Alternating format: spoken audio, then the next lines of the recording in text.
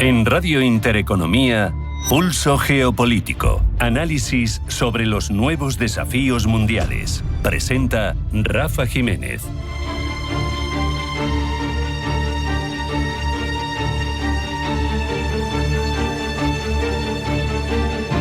Bienvenidos a Pulso Geopolítico. 107 minutos. Cerca de 2 horas, eso es lo que tardó Donald Trump en pronunciar el discurso sobre el Estado de la Unión más largo de la historia de Estados Unidos, superando récords impuestos por él mismo. Lleva 2 mandatos entendiendo la política como espectáculo y dando show. Y dando show es muy bueno, hay que reconocerlo. La verdad, aunque eso sí todo lo concibe como un relato personal que él mismo escribe, corrige y amplía a voluntad. Y donde las certezas, las cuestiones objetivas, las verdades, pues son un apunte marginal. ¿Qué destila este discurso? Pues una concepción del poder que ha dejado de reconocer los límites como algo legítimo. Eso, en una democracia que cumple 250 años, 2 siglos y medio, nada menos, en este 2026, es una novedad de alcance histórico que necesita ser mencionada. Hay que señalar, porque parece un ejercicio bastante interesante en lo democrático respecto del hegemón, las mentiras que contiene ese discurso, porque no son errores, no son descuidos, son parte del relato. Por ejemplo, presumió de que el galón de gasolina, como prometió en campaña electoral, lo había hecho caer por debajo de $2. Un precio verdaderamente barato, la verdad, gracias a su gestión. ¿Qué pasa? Que si uno se mete en los organismos que te cuentan, que te explican cuál es el precio de la gasolina en Estados Unidos en un momento dado, te das cuenta de que era $2.97, casi $3. Es decir, que para que su afirmación fuera verdad, el combustible tendría que abaratarse 1/3, nada menos. Pero le da igual, no le importa, no es que exagere, no es que redondee, es que miente. Y miente además en algo medible, verificable, falsable, que diría Karl Popper, falsable con muy poco esfuerzo de contraste. Trump lo pronuncia igualmente, sin dudar, con la soltura de quien sabe que en el ecosistema mediático que lo sostiene, la mentira va a circular durante unos días sin que nadie con capacidad de corrección pueda llegar a la audiencia. La repetición de una mentira como estrategia de construcción de realidad alternativa no es una novedad, no es una patología personal de Donald Trump. Es una elección, es la columna vertebral de su comunicación política desde hace muchos años. Lo que resulta verdaderamente preocupante es que funciona y funciona muy bien. Trump también dejó alguna perla en ese discurso curiosa, en este caso algo más interpretable, pero también heterodoxa desde el punto de vista de la ortodoxia académica, sin ninguna duda. Quiere volver al siglo XIX, literalmente. Anunció que los aranceles son tan buenos, dan tanto provecho a Estados Unidos y a sus ciudadanos, que van a ser los que acaben sustituyendo al impuesto sobre la renta como principal fuente de ingresos del Estado federal. Hay que reconocerlo, cómo funcionaba Estados Unidos antes de 1913, cuando se introdujo ese impuesto sobre la renta, que se financiaba exclusivamente, prácticamente, el país a través de aranceles a las importaciones. Pero la idea de que aranceles del siglo XXI puedan financiar a un Estado federal del siglo XXI no es solo heterodoxia económica, es ignorancia estructural elevada a un programa de gobierno. Es retrofuturismo, es intentar que una Arcadia ideal del pasado pues triunfe ahora, y no es verdad. Problema que la opinión pública quizá no se para a reflexionar sobre estas cuestiones. Eso sí, hay detalles que dejan todavía mucho más, que nos dicen mucho más del estado real de las instituciones y de los equilibrios de poder en Estados Unidos, porque Trump, con todos los legisladores presentes, congresistas y senadores, pero también con los integrantes de la Corte Suprema de Estados Unidos presentes, volvió a menospreciar a los jueces públicamente por su fallo de la semana pasada, en el que se declaraba inconstitucional su forma de aplicar los aranceles de emergencia. Es verdaderamente llamativo que con los 3 poderes del Estado reunidos anuncie que ningunea, que prescinde de 2 de ellos, el tercero en cuestión. La imagen de densidad institucional, de desafío al orden establecido, a una república que lleva 250 años con sus más y sus menos, pero hasta ahora manteniendo esa democracia liberal en el ámbito democrático, valga la redundancia, pues merece analizarlo, porque da la sensación de que los límites únicos que acepta Trump son los que incluye su cerebro, los que incluye su ética. Lo ha dicho en entrevistas de televisión, referido a la legislación internacional, lo ha verbalizado, pero es que ahora lo verbaliza en la sede de la soberanía del pueblo estadounidense y lo hace ninguneando a los otros dos poderes del Estado. Respecto, por cierto, del exterior, también nos queda claro una cosa: Trump no es un aislacionista en sentido clásico, es simplemente un unilateralista agresivo. Él no quiere que Estados Unidos se retire del mundo, quiere que el mundo gire exclusivamente alrededor de los intereses de Estados Unidos tal y como él los define, y además sin nadie, instituciones o derechos, que pongan límites a la acción de Estados Unidos. Y el hecho es que la fuerza sin reglas predecibles no produce paz, produce incertidumbre. Por eso, cuando Trump también presume de 8 acuerdos de paz en su primer año del segundo mandato, omite que en su mayor parte esos acuerdos consisten no en solucionar, sino en congelar conflictos, además con ventajas estratégicas para el agresor, que es lo que está intentando ahora hacer en Ucrania, lo cual es cuando menos cuestionable. Al final, Trump nos viene a decir y viene a dejar claro en esos 107 minutos de perorata que las reglas las pone él, que los jueces se equivocan, que el galón de gasolina cuesta lo que él dice que cuesta, da igual lo que digan las cifras, y que el siglo XIX fue una época dorada a la que conviene regresar. El caso es que lo que conviene sobre todo es tomar nota de su planteamiento, actuar en consecuencia, desplazar quienes pueden y no están bajo su mandato sus intereses hacia otros socios más fiables, y luego, además, también tener en cuenta que igual en este caso quienes votan en Estados Unidos tienen algo que decir en las elecciones de mitad de mandato. Vamos a hacer un alto en el camino. A la vuelta vamos con la información geopolítica que ha elaborado Blanca El Tronco junto con Pablo Llanone. No se marchen porque sigue Pulso Geopolítico.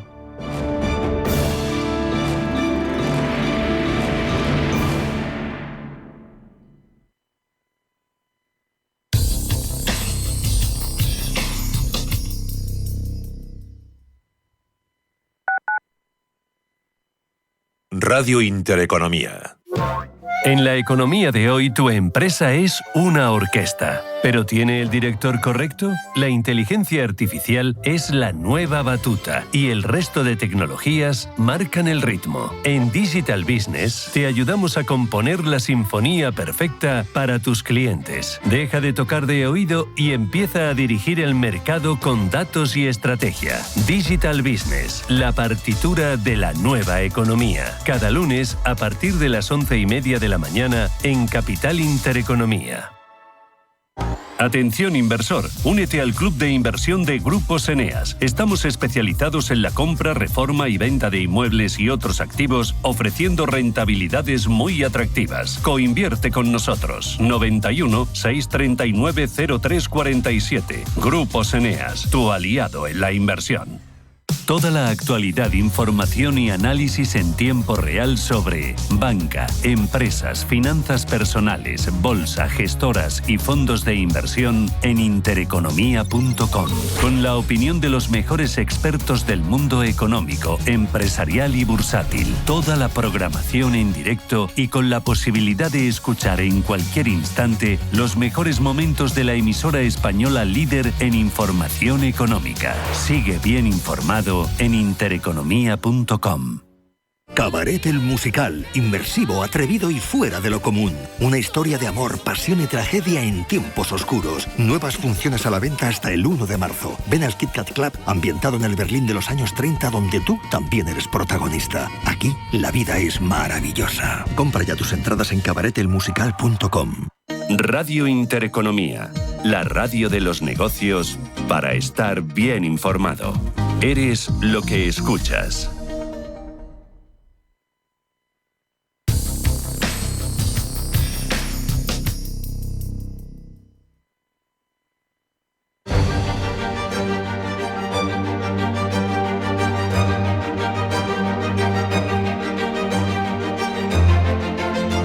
En Radio Intereconomía, Pulso Geopolítico. Comenzamos a desgranar toda la información geopolítica de la jornada que elaboran Blanca del Tronco y Pablo Llanone. Pablo, bienvenido, buenas tardes. Buenas tardes. Largo y controvertido discurso de Donald Trump en el Congreso estadounidense.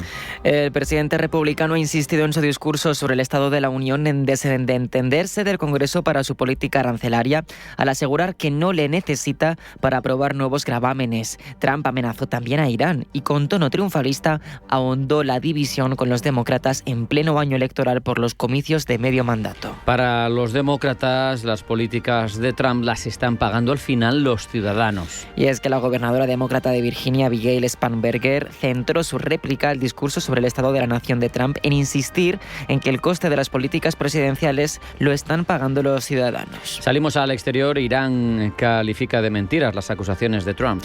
Teherán ha calificado como grandes mentiras las afirmaciones de Estados Unidos sobre su programa nuclear después de que Trump asegurase que la República Islámica no reniega de tener un arma atómica. Choque dialéctico entre Estados Unidos e Irán que se produce en vísperas de una nueva reunión en Ginebra entre las delegaciones de ambos países sobre el asunto nuclear. Zelensky prevé para principios de marzo la próxima reunión entre Ucrania, Estados Unidos y Rusia. Antes, mañana mismo, los negociadores ucranianos se reunirán en Ginebra con los emisarios de la Casa Blanca para hablar sobre el acuerdo económico para la reconstrucción del país que Ucrania espera firmar con Estados Unidos. Sobre el terreno, al menos 4 personas han muerto en un ataque ucraniano con drones contra una planta química en la región rusa de Smolensk, fronteriza con Bielorrusia. Reunión en Pekín entre Xi Jinping y el canciller alemán Friedrich Merz. El encuentro ha tenido lugar en la residencia oficial después de que Merz se entrevistase con el primer ministro chino Li Qiang. Se trata de la primera visita de Merz a China como canciller y tiene lugar tras el reciente paso por Pekín de otros líderes europeos como los de Francia, Irlanda, Finlandia o España. Todo en medio de una creciente fractura en las relaciones entre Europa y Estados Unidos. Y el Papa León XIV visitará España del 6 al 12 de junio. Así lo ha anunciado el Vaticano, sin especificar todavía las etapas de ese viaje. Según ha dicho el portavoz de la Santa Sede, el programa del viaje se dará a conocer a su debido tiempo.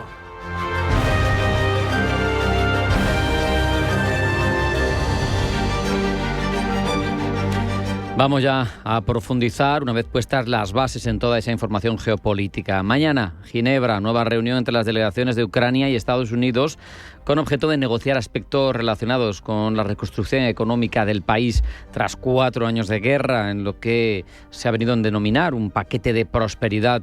También van a discutir preparativos para una futura reunión trilateral con la delegación rusa que Zelensky ya ha avanzado va a tener lugar en marzo. Nos lo cuenta Manuel Fernández Avilés. Rusia, Ucrania y Estados Unidos se volverán a ver las caras a principios de marzo para seguir negociando, como ha confirmado el presidente ucraniano Volodymyr Zelensky. Pero antes, mañana mismo, Ucrania y Estados Unidos se reunirán en Ginebra con una agenda sobre la mesa netamente económica. Así, como anunciaba Zelensky, 2 de sus emisarios se reunirán con los mediadores de la Casa Blanca para negociar un acuerdo económico para la reconstrucción de Ucrania, conocido como paquete de prosperidad. Ucrania aspira a firmar con estadounidenses y europeos un acuerdo que garantice inversiones extranjeras tras la guerra para reconstruir Ucrania y dar impulso a su economía, que se ha visto gravemente afectada por la invasión rusa. Esta propuesta busca movilizar hasta 800.000 millones de dólares para reconstruir infraestructuras, viviendas, servicios básicos y sectores productivos devastados por el conflicto. No se trata solo de subvenciones estatales, sino de ayudas bilaterales de gobiernos, préstamos y garantías financieras e inversión privada internacional. El plan busca además restaurar empleos, modernizar sectores económicos y sentar las bases para un crecimiento sostenible para las próximas décadas. Se habla incluso de una hoja de ruta que podría extenderse hasta 2040 con diferentes fases de inversión. La implementación de este paquete dependerá, eso sí, de un alto el fuego o de un acuerdo de paz duradero, ya que sin el fin a la guerra muchas inversiones correrían riesgos y no podrían materializarse. Ucrania busca además que el paquete incluya garantías e incentivos para atraer inversión internacional, facilitando negocios y proyectos extranjeros que aceleren la recuperación económica. Y mientras Europa en su conjunto o por parte sigue buscando su lugar en este nuevo mundo tan convulso que está generándose, el canciller alemán Friedrich Merz se ha reunido en Pekín con Xi Jinping. Se enmarca dentro de la visita oficial que el mandatario germano realiza al país asiático para acercar posturas en las relaciones bilaterales, buscando también cooperación económica y cuestiones de seguridad. Un encuentro que ha tenido lugar en la residencia estatal de Xi y que se ha producido después de que Merz se entrevistara con el primer ministro chino, con Li Qiang. Se trata de la primera visita del canciller Merz a China y tiene lugar tras el reciente paso por Pekín de otros líderes europeos. Han estado por allí los de Francia, Irlanda, Finlandia y España, entre otros, y todo en medio de una creciente fractura, como apuntábamos, en las relaciones entre Europa y Estados Unidos. Y es que esa visita de Merz a Pekín se enmarca en un contexto geopolítico mucho más amplio. Gemma González. Las recientes tensiones comerciales entre Estados Unidos y la Unión Europea ha llevado a varios líderes europeos a intensificar el diálogo con China en materia económica y comercial. En este contexto se enmarcan los recientes viajes al gigante asiático de líderes como Emmanuel Macron o Pedro Sánchez. Y es que muchos países europeos buscan acceder al enorme mercado chino, atraer inversión o asegurar las cadenas de suministro. Se podría decir que Europa está intentando forjar una autonomía estratégica, es decir, ni alinearse completamente con Estados Unidos, ni ceder a todas las demandas económicas de China, sino encontrar un equilibrio en las relaciones exteriores. Algunos líderes europeos han introducido además asuntos globales como la guerra en Ucrania o la estabilidad internacional en sus conversaciones, buscando que China tenga un papel más constructivo en estas cuestiones. Desde China, entre tanto, presenta sus lazos con Europa como una alternativa de estabilidad en medio de las tensiones transatlánticas y políticas con Estados Unidos. Para China, la Unión Europea es su principal socio comercial conjunto y por eso, en un contexto de tensiones con Estados Unidos, Pekín quiere mantener al mercado europeo, evitar nuevas barreras arancelarias y frenar las medidas antidumping sobre vehículos eléctricos, tecnología verde o acero. A China también le interesa que Europa no se alinee totalmente con Washington. No busca una ruptura total de las relaciones entre la Unión Europea y Estados Unidos, sino que Europa no se posicione automáticamente con Estados Unidos, que mantenga una cierta autonomía estratégica. En un momento de tensiones globales, China intenta además proyectarse como socio estable, defensor del comercio abierto y actor multilateral, y la visita de los líderes europeos le permite mostrar que no está aislada. Y las tensiones entre Irán y Estados Unidos vuelven a estar en el foco después de que Trump haya asegurado en ese discurso del Estado de la Unión que Teherán está nuevamente embarcada en ambiciones siniestras. Hacía así referencia al programa nuclear iraní, Pablo. Trump ha insistido en que prefiere la vía diplomática, pero ha asegurado que jamás permitirá que el principal patrocinador mundial del terrorismo, ha dicho, tenga un arma nuclear. Esto lo dice mientras los poderosos portaaviones Gerald Ford y Abraham Lincoln rondan las aguas aledañas al país persa y ponen entre la espada y la pared a los ayatolás. Analistas como Enrique Cocero, no obstante, desestiman un posible ataque de momento.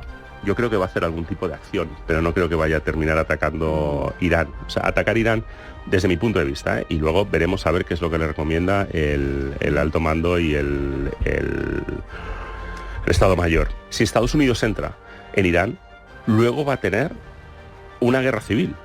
O sea, tirar a los ayatolás es tener una guerra civil con 80-20. Que a lo mejor no, a lo mejor todo sale bien, a lo mejor tenemos una nueva Siria. De momento, como decimos, prevalecerá la vía diplomática. De hecho, mañana se reunirán de nuevo las delegaciones estadounidense e iraní en Ginebra para otra ronda de negociaciones. Dejamos de lado Irán, pero seguimos con Estados Unidos, porque 107 minutos, ya lo saben, ha sido la duración del discurso del Estado de la Unión de Trump, el más largo en la historia del país. La economía ha sido uno de los asuntos centrales después de que la Corte Suprema declarase ilegales los aranceles recíprocos. Por encima de todo, ha destacado el mensaje de que Estados Unidos está atravesando una era dorada. Eso es lo que proclama de forma decidida Donald Trump, una afirmación que Trump ha sostenido, Pablo, con exageraciones y con una alta dosis de autobombo. El discurso tuvo poco de solemne este año cuando irrumpió en la sala de la Cámara el equipo masculino de hockey sobre hielo de los Estados Unidos. Entró con un sonido que gustaba bastante a la cúpula MAGA y que era bastante pertinente después de que el equipo hubiese ganado la medalla de oro en los Juegos Olímpicos de Invierno de Milán Cortina de este año, un hito que no ocurría desde el año 1980. Enrique Cocero. El presidente siempre tiene a unos invitados que ponen en la tribuna para homenajearles y hacerles referencia como figuras relevantes de lo que ha sido el último año en Estados Unidos. Trump no asumió solo la labor de preparar la lista de invitados honoríficos que incluye a la viuda de Charlie Kirk. La primera dama, Melania Trump, le prestó ayuda a la hora de elaborar esta lista.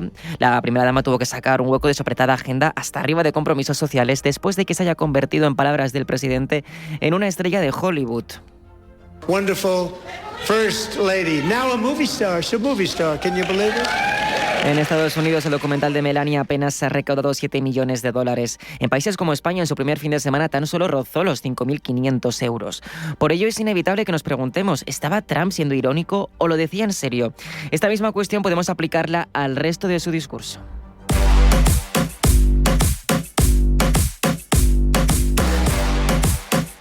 Trump empezó hablando de lo bien que está la economía estadounidense. En 12 meses mi administración ha reducido la inflación subyacente a su nivel más bajo en más de 5 años y en los últimos 3 meses de 2025 bajó al 1,7%. La gasolina, que alcanzó un máximo de más de $6 por galón en alguno de los estados bajo mi predecesor, que fue francamente un desastre, ahora está por debajo de los $2,30 por galón en la mayoría de los estados. La inflación subyacente, no obstante, aunque se sitúa en el 2,5%, el nivel más bajo desde marzo de 2021, no alcanza ni de asomo ese 1,7% mencionado por el presidente. Mientras, a finales de febrero, el promedio nacional de la gasolina se situaba en $2,94 por galón, no a 2,3. Pero bueno, Trump tendrá que sacar pecho de buenas cifras, dado que sus grandes y hermosos aranceles, las tarifas con las que podría reemplazar el sistema de impuestos sobre la renta, han sido declarados ilegales. Enrique Cocero.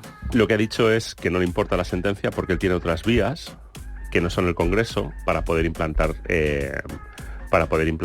aranceles. Veremos si el Supremo encuentra constitucionales esas otras vías que él entiende que hay para poder seguir disuadiendo con el tema de los aranceles.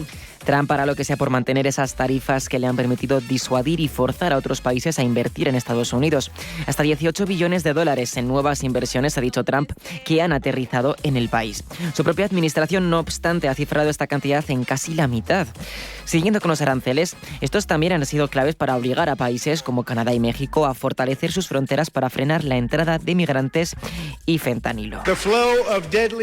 El flujo de fentanilo letal a través de nuestras fronteras se ha reducido un 56% en un año, todo un récord, y el año pasado la tasa de homicidios experimentó su mayor descenso registrado. Este es el mayor descenso, piénsenlo, registrado en toda la historia, la cifra más baja en más de 125 años.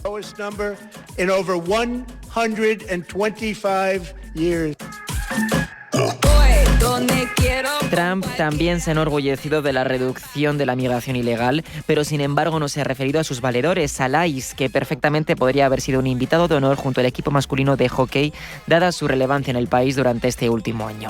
En el palco honorificado, no obstante, ha estado Enrique Márquez, el ex candidato presidencial y dirigente opositor venezolano, quien acaba de ser liberado tras meses de cautiverio.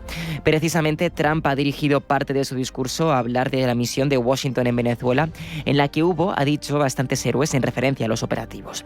También ha hablado de Irán, donde el pasado junio, ha dicho, destruyeron el arsenal nuclear, una afirmación que no es del todo cierta y que informes de su propia administración descalifican, asegurando que no hubo destrucción como tal, sino degradación. Esta no ha sido la única exageración sobre política exterior. No ha faltado tampoco la insistencia en que acabó con 8 guerras en los primeros 10 meses de su mandato.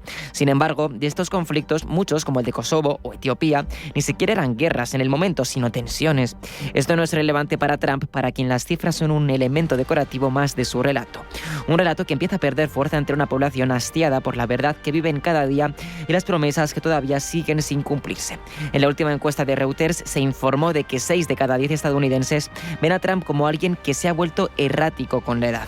Esa cifra asciende al 89% entre los votantes demócratas registrados y al 64% entre los independientes. Baja por su lado al 30% cuando la pregunta la responden los republicanos.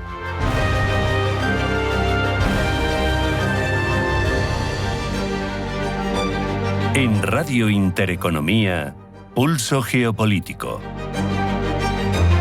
Y ahora lo que hacemos es comparar cómo las noticias son tratadas de diversa forma en función del país y del medio que nos las cuenta.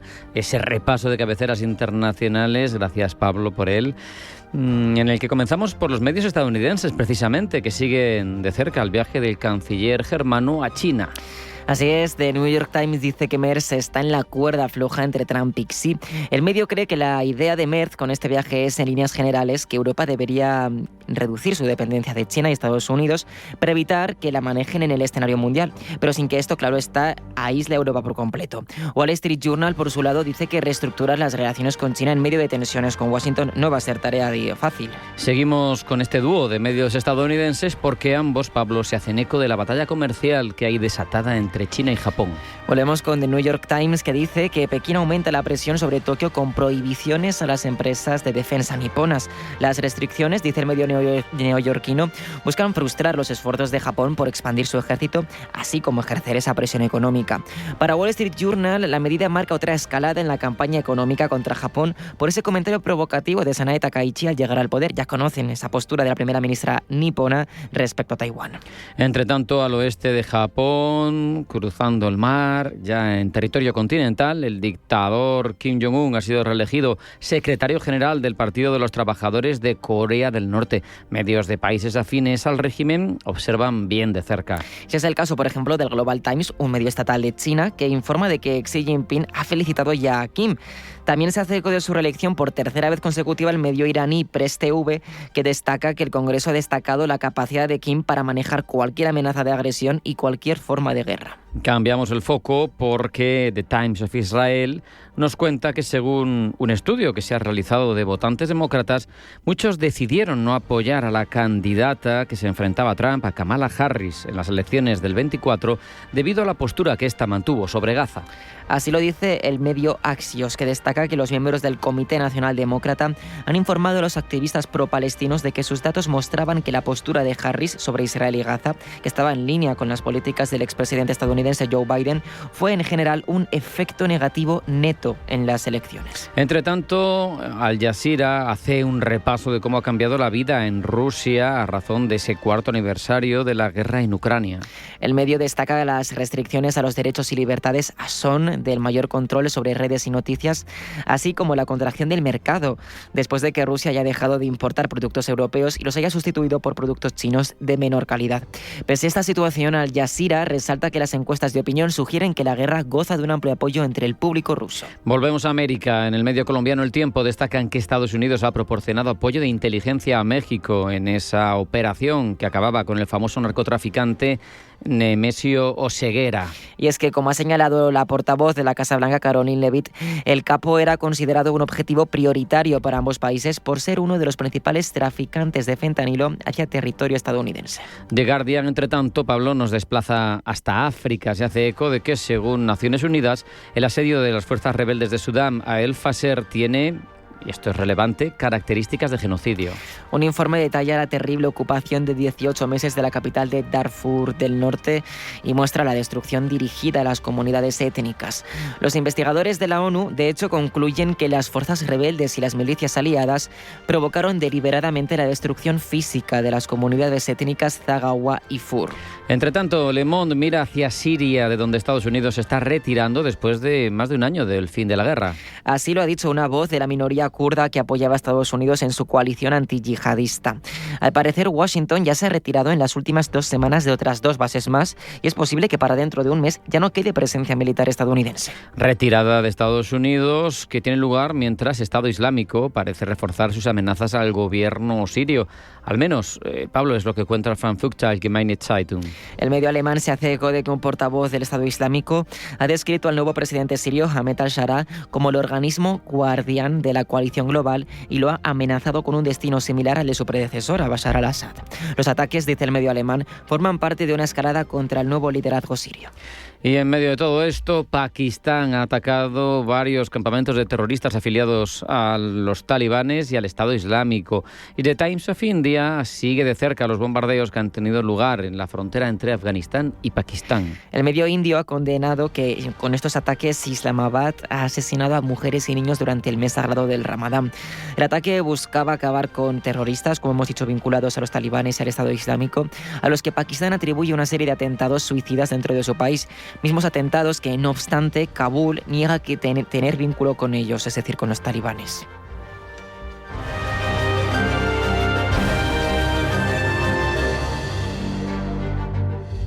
En Equam Capital llevamos más de 10 años invirtiendo contigo en buenos negocios que funcionan y con los que hemos aportado valor a nuestros copartícipes. Descubre lo fácil que es invertir con nosotros a través de tu banco en www.equamcapital.com.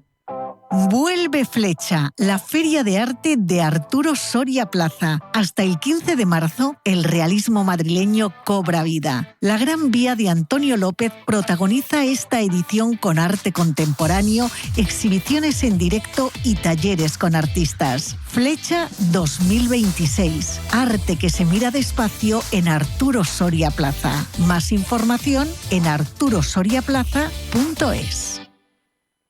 Estamos en constante cambio. El mundo cambia. Cambia nuestro entorno. Cambios que nos hacen reflexionar. Cambios que nos hacen apostar por fórmulas diferentes. En la radio apostamos por el sector inmobiliario. Súmate al cambio con Intereconomía Inmobiliario. Cada miércoles y jueves a las 11 de la mañana. Con Elena Fraile. En Radio Intereconomía. Nos sumamos al cambio.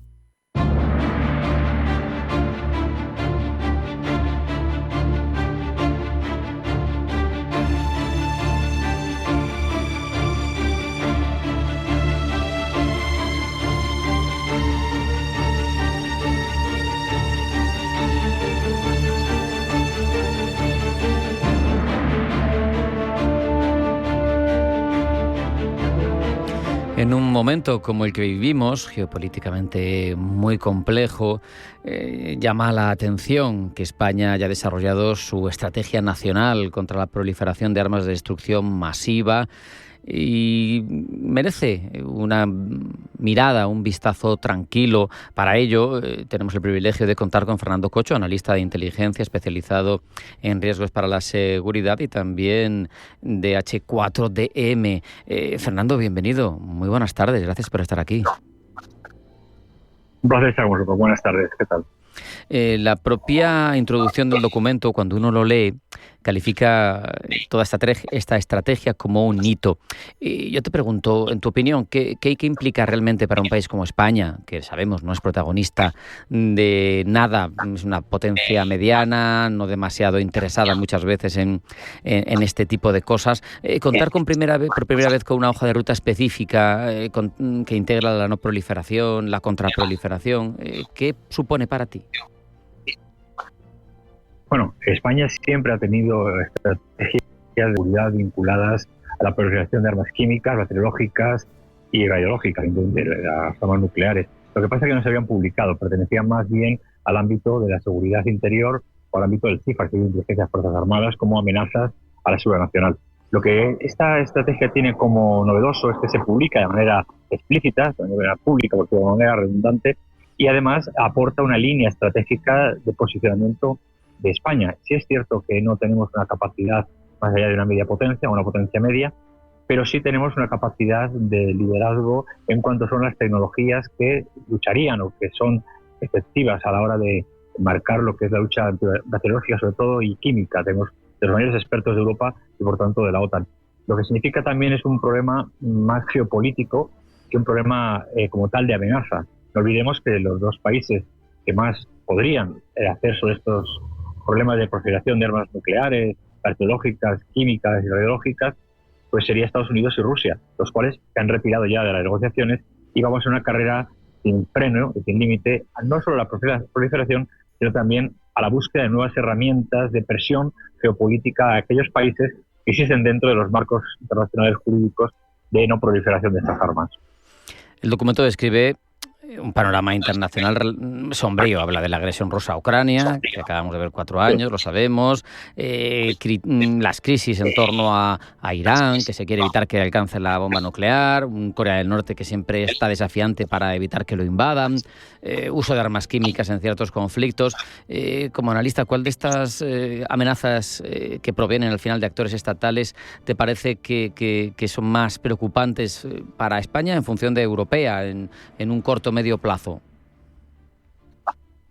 A mí las amenazas que más me preocupan son las de Estados Unidos y las de Rusia. Uh-huh. Si hacemos caso a la geopolítica y a las estrategias de seguridad nacional de cada país, No me preocupa especialmente que Irán alcance el enriquecimiento nuclear que sea, porque según una factua propia de Ali Khamenei, la religión les impediría, si lo creemos, les impediría generar un arma nuclear con fines militares. No así el uso de energía nuclear para fines médicos o de energía civil. Por tanto, eso hay que tenerlo con mucho cuidado. Al igual que Corea del Norte, las amenazas que hace siempre son lo típico de siempre. Los países no son seguros porque tengan armas nucleares, y porque tienen armas nucleares son seguros y son capaces de negociar. Y lo que hace Kim Jong-un, el líder de Corea del Norte, es amenazar sistemáticamente o mandar unos misiles intercontinentales que están en el lago de Japón para que se aflojen las medidas que tiene de control sobre su economía, es decir, las sanciones. Y eso es lo que está ocurriendo. En cuanto a los demás países europeos o del mundo, pues evidentemente es muy complicado, porque ni la India, ni Pakistán, ni China, ni Rusia, ni la propia Estados Unidos, ni otros muchos países que sí pueden generar proliferación de armas básicamente químicas y bacteriológicas han firmado ese acuerdo. Por tanto, estamos en una franca visión débil desde el punto de vista geopolítico y desde el punto de vista de seguridad. Tenemos capacidades de defensa, pero no tenemos capacidades para controlar lo que otros hacen. Se analiza, entre otras cuestiones, en el documento el riesgo de que terroristas o crimen organizado puedan acceder a materiales en RBQ. Se habla de baja probabilidad, pero también de alto impacto. Entonces, ¿para ti no hay preocupación por instalaciones industriales o controles de fronteras o acciones con tecnología de doble uso o con drones? Sí, eso sí, pero lo que es el uso, vamos a ver, para poder tener la capacidad de manipulación de armas bacteriológicas, químicas, radiológicas o nucleares, como queramos llamarlas, hace falta una gran capacidad de preparación y un equipamiento que no cualquier grupo terrorista que no sea financiado por un Estado puede lograr. Sí, evidentemente me preocupa la proliferación, me preocupa que ciertos grupos terroristas puedan utilizar armamento, drones, por supuesto, claro, evidentemente, con el mercado que está habiendo, ya se está utilizando, de hecho, por parte de narcotraficantes y grupos guerrilleros en Hispanoamérica y en otros países del mundo, en el que utilizan los drones civiles reconvertidos a drones militares para hacer sus acciones contra insurgencia, de su insurgencia. Por otro lado, el que se apunte, es normal que se apunte en la estrategia la amenaza, aunque sea muy poco probable, de esos riesgos. Si no, no sería una estrategia adecuada, una estrategia seria. Tendría que aportar todos los elementos de riesgo. Otra cosa es la medida de esos elementos de riesgo. En el caso de que un grupo terrorista tenga un arma nuclear es prácticamente menos cero. En el caso de que tenga una capacidad de un uso bacteriológico o químico, requiere un apoyo, o que, en el caso, por ejemplo, de Siria, los ahora líderes antiterroristas como el Golani, que es un terrorista sin dudas, pues sí acceda a algún tipo de material militar que, hasta en su huida, los militares en su vida dejaran en los arsenales sirios. Eso sí, pero eso no es la proliferación, ese es el uso de armas que ya estaban en un dispositivo militar por parte de quien ha conquistado o ha conseguido esos dispositivos. Hay líneas de acción que se enfocan en la colaboración público-privada, en la divulgación en el mundo académico. ¿Cuál sería la principal barrera para lograr que un investigador o una empresa química interiorice que ellos también están implicados y están en esa cadena de seguridad para evitar, a su vez, riesgos de seguridad nacional, que lo integren como algo propio? La economía. Básicamente la economía y la falta de una cultura de seguridad e inteligencia que adolece este país desde hace, pongamos, unos 40 o 50 años, ¿no? El hecho de que la gente no esté concienciada y la población no esté concienciada, la sociedad y las empresas no estén concienciadas desde qué punto son ellos parte de la seguridad nacional, es el mayor punto débil que España tiene. Y mientras no resolvamos ese problema, la cultura de inteligencia, la cultura de seguridad, que está imbricada necesariamente con lo que es la sociedad, la fractura social, los problemas sociales, no podremos avanzar en ninguna estrategia ni una línea de acción. Ese es el punto débil. Evidentemente hay empresas que colaboran y siempre han colaborado con la administración pública española o en otros países para evitar fugas de información o fugas de elementos químicos o problemas de control de medios radioactivos, bacteriológicos, etcétera, que tiene un gran control, que tiene una gran capacidad de supervisión. Pero eso es una cosa, y otra cosa es que la sociedad, la cultura empresarial, sepa como tal lo que significa una estrategia de seguridad, al igual que ocurre en temas de inteligencia o en temas de seguridad informática. Digamos, una deficiencia absoluta. Pocas empresas aplican algo que en 2018 es obligatorio, el GDPR, algo tan sencillo con la protección de datos a nivel europeo.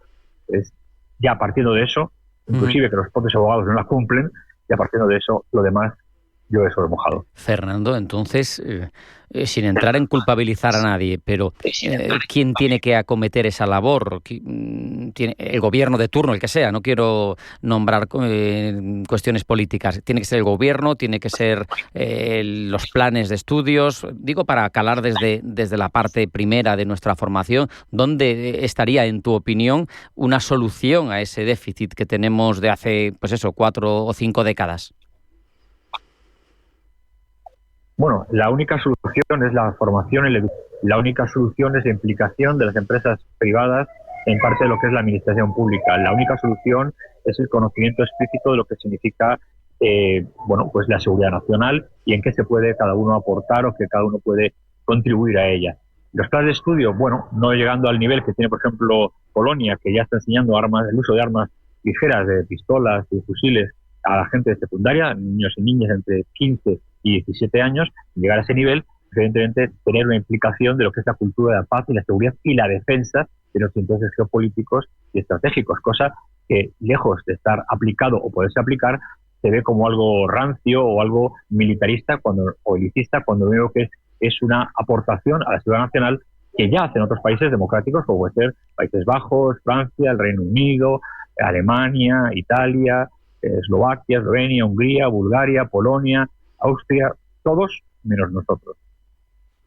Pues con esa reflexión nos vamos a quedar. Fernando Cocho, socio fundador de H4DM y analista internacional y de seguridad. Muchísimas gracias. Un abrazo. Hasta la próxima. Un placer estar con vosotros. Muchas gracias.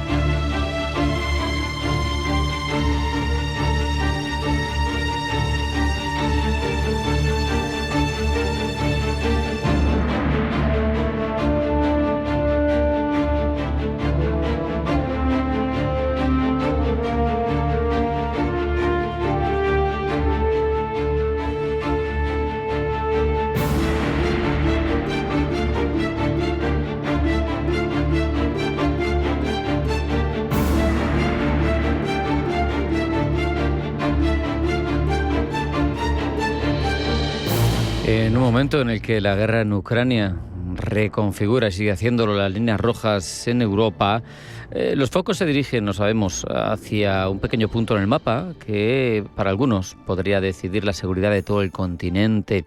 El corredor Suwałki, una estrecha franja de 70 kilómetros entre Polonia y Lituania, separa a los estados bálticos del resto de aliados y los deja a merced de una posible ofensiva rusa que permita, atravesando Bielorrusia, llegar a Kaliningrado y fracturar esa llegada de ayuda a los bálticos. Para entender por qué puede ser frágil este punto para la OTAN, qué implica para la defensa europea, hablamos con Mercedes Guinea Llorente, profesora de Relaciones Internacionales de la Universidad Complutense de Madrid.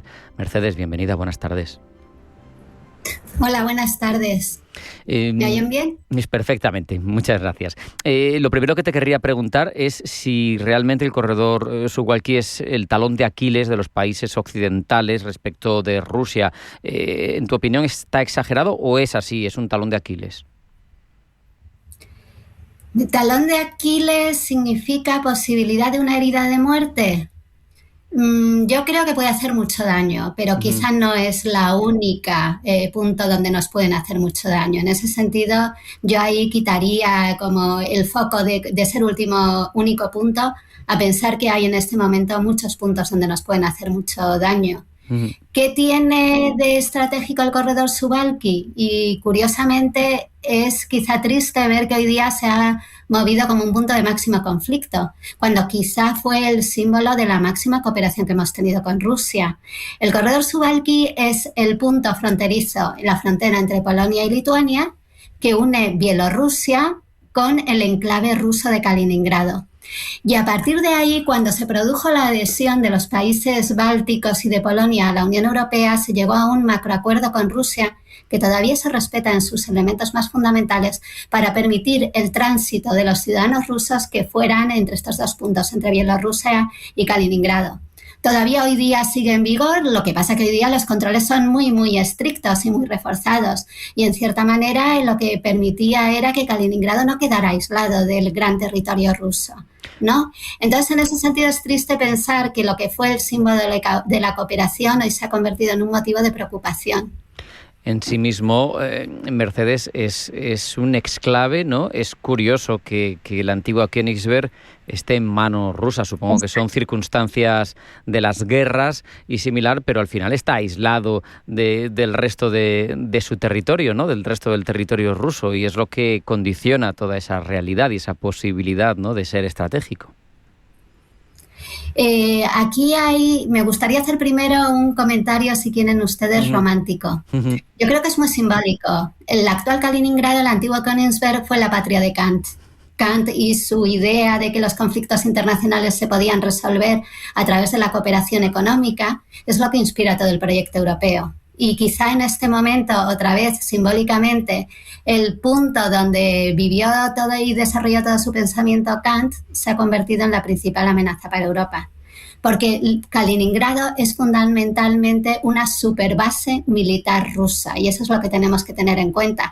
Quizá la gran amenaza no viene del corredor en sí, sino de Kaliningrado. Claro. Kaliningrado es un territorio dentro de la esfera de la Unión Europea, que tienes las mayores capacidades militares rusas. La verdad es que esto es difícil de saber, ¿no? Pero se habla de en torno a unos 70.000 soldados allí, pero sobre todo se conoce con toda claridad que es base de misiles balísticos, misiles hipersónicos, y por ciertos datos que han podido reunir últimamente las fuentes de inteligencia abiertas, parece que también capacidades nucleares bastante sofisticadas. Es la base de la principal flota báltica y por tanto atlántica rusa, con capacidades nucleares. Y además, es además un territorio fortísimamente defendido desde el punto de vista aéreo, una superbase aérea. Entonces, fundamentalmente Kaliningrado es una gran amenaza para los europeos en caso de conflicto bélico, que está dentro, en el corazón de Europa, porque desde Kaliningrado llegas a cualquier punto de Europa. Claro. Mercedes, no sé hasta qué punto puede haber cambiado algo esa amenaza, que parece bastante evidente según nos la explicas, ¿no?, por esa capacidad que tiene Kaliningrado y cómo ha sido armada por Rusia, pero las adhesiones últimas a la OTAN, las de Finlandia, las de Suecia, hacen de alguna manera más territorio OTAN ese Báltico, en el que también están, como muy bien nos explicas, los barcos rusos, o es irrelevante? Yo diría que no hacen más seguro el Báltico, sino que el Báltico sigue siendo un territorio de confrontación muy, muy complicado. Y yo aquí además me gustaría un poco que rompamos el pensamiento clásico de lo que es la seguridad y la defensa.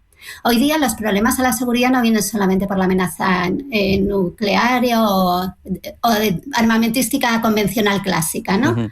Vienen también de lo que son las amenazas híbridas, y en ese sentido veamos hoy día cómo todo el Báltico es un gran terreno de enfrentamiento híbrido. Es que cotidianamente estamos viendo sabotajes a nuestras líneas de comunicación o de suministro energético, cortes de cables de telecomunicaciones, por ejemplo, y diversos acontecimientos conflictivos relacionados con la flota rusa, con la que los rusos están intentando poder sortear las sanciones internacionales, etcétera, etcétera. Es decir, el Báltico hoy día es ya un territorio de confrontación muy complicado, y de confrontación, yo diría, híbrida. Yo creo que todos tenemos en la mente los acontecimientos de septiembre pasado, de incursiones de drones, de incursiones de misiles en territorio OTAN. Es cierto que la OTAN aquí ha querido no hacer un casus belli y no nos han permitido ni siquiera hablar de incidentes, eran accidentes, o sea, todavía un nivel menor.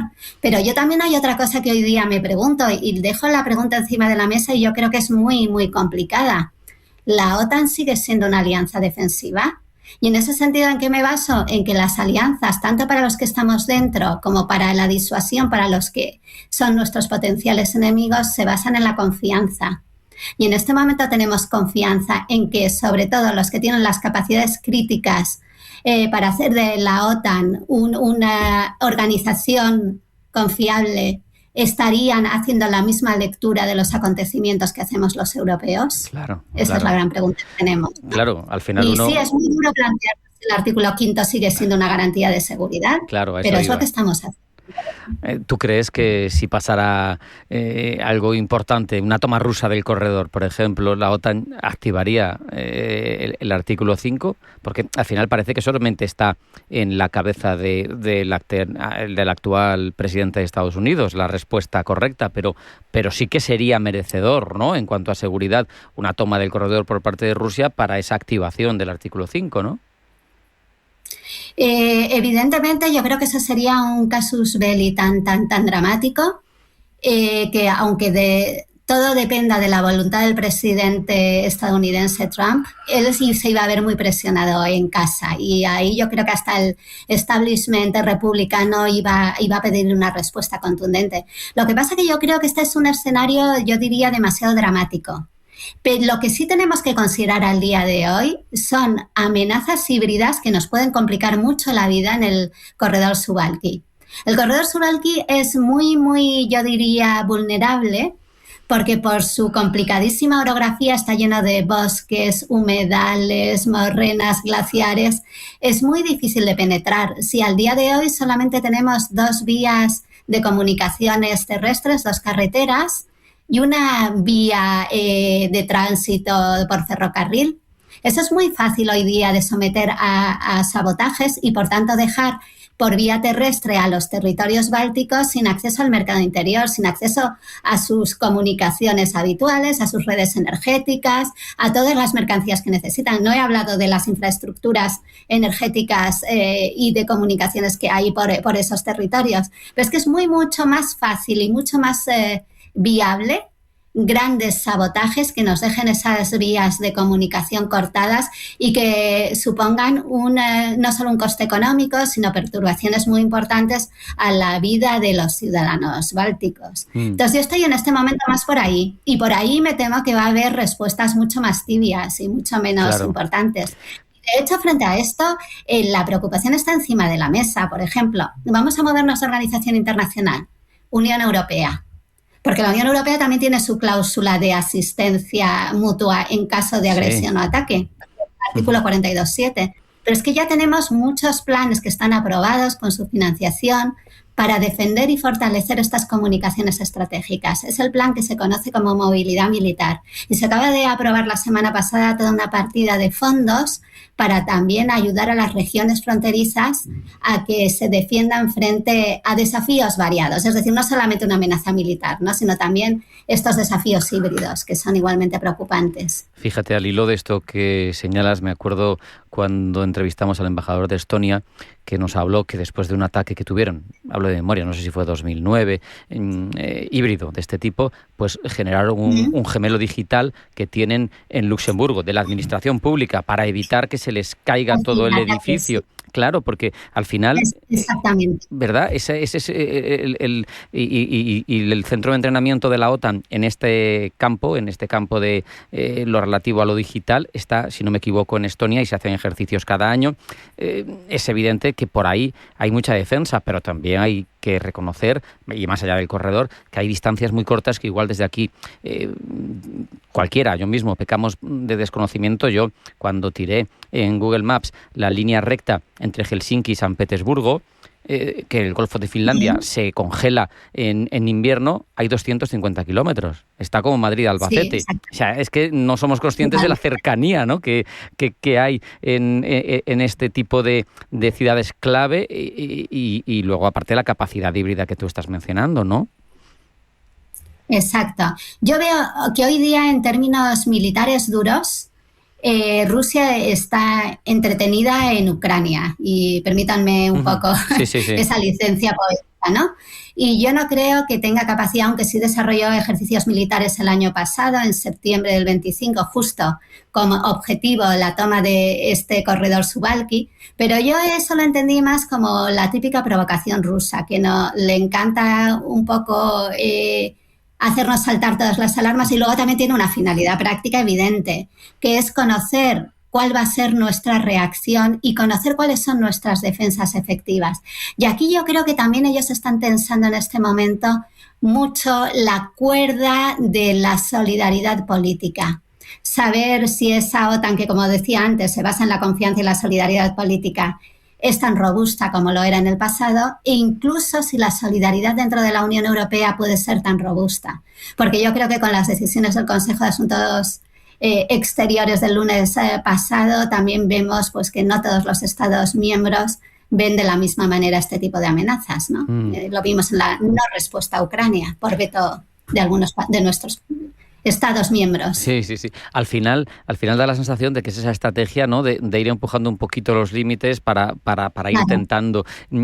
Aunque me parece tremendamente esclarecedor lo que nos cuentas y tu análisis sobre la fuerza bruta como menos posible frente a otras amenazas, llama la atención que en el 24 se reactivara el distrito militar de Leningrado con sede en San Petersburgo, que no existía, que llevaba muchos años sin estar en marcha puesto. Dices, amaga, te quiere dejar claro que hay una posibilidad, ¿no? Desde el Kremlin, porque al final también ese estado de preocupación es un arma en sí mismo.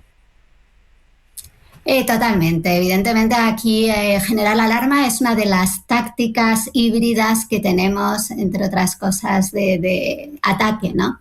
Y la otra es la desinformación, por ejemplo.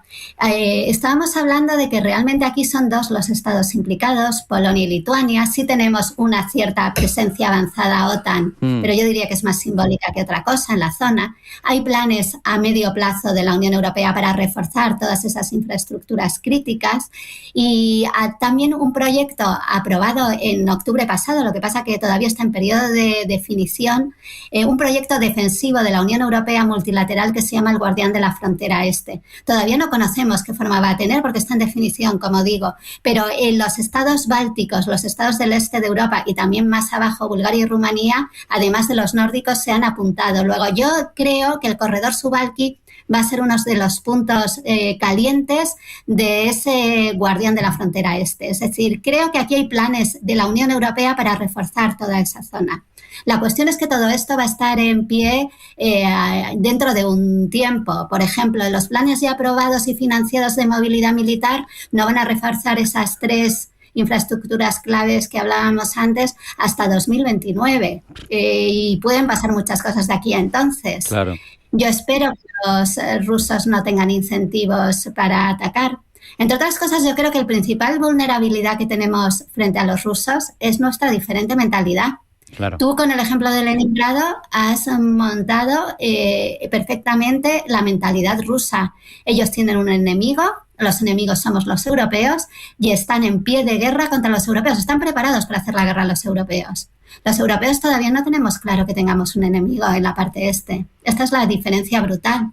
¿Estaremos empezando a prepararnos? Pero ¿cómo vamos a prepararnos si ni siquiera hemos trasladado a nuestra población que tenemos un enemigo? Claro. Esto es muy difícil. Quiero decir que quizá a nosotros nos está costando porque tenemos que cambiar nuestra identidad. Nosotros somos kantianos, pensábamos que vivíamos ya en un mundo de paz perpetua. Y el darnos cuenta que tenemos un enemigo, pues es una transición mental difícil que hacer. Y además, si metemos la capacidad de decisión y las mayorías reforzadas y las unanimidades en la Unión Europea, pues ya eso ni hablar. Se nos ha acabado el tiempo. María Mercedes Guinea Llorente, profesora de Relaciones Internacionales de la Universidad Complutense, ha sido un verdadero placer hablar y aprender contigo estos minutos. Muchísimas gracias. Un abrazo. Hasta la próxima. Muchas gracias a ustedes. Ha sido un placer. Nos vamos a marchar, no hay tiempo para más. Hoy la reflexión iba a cuenta de ese discurso sobre el Estado de la Unión. Les hemos también facilitado toda la información geopolítica relevante de la jornada y hemos ahondado, por un lado, en nuestra estrategia nacional en torno a las armas de destrucción masiva y en torno a la frontera este de Europa, el corredor Suwałki y demás amenazas. Sean felices, pasen buena tarde y cumplan mañana con su cita diaria con nosotros. Esto es Pulso Geopolítico.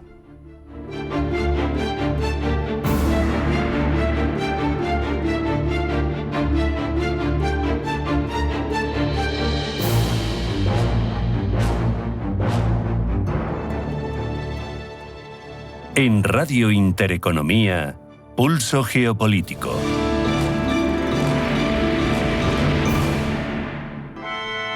Perdona, ¿tú quién eres? Javier, gestor de ceremonias. Vengo a casarme contigo. ¿Qué? ¿Y Carlos, mi novio? Carlos no asiste a ceremonias. Es el procedimiento. Absurdo, ¿verdad? Así firma la mayoría su hipoteca, con un desconocido. En Eurocaja Rural, tu director te escucha, adapta tu hipoteca, te lo explica todo y te acompaña a la firma. Más información en eurocajarural.es. Eurocaja Rural, la hipoteca que tú quieres. ¿Tu vehículo es tu herramienta de trabajo? Alquiver es el renting realmente flexible. La solución para tener tu vehículo siempre operativo y con todos los servicios en una cuota mensual fija, sin permanencias ni sorpresas. Alquiver, la compañía pionera con la más completa gama de vehículos de renting flexible para empresas en España. Infórmate en el 900 700 009 o en alquiver.es. Radio Intereconomía, la radio de los negocios para estar bien informado. Eres lo que escuchas.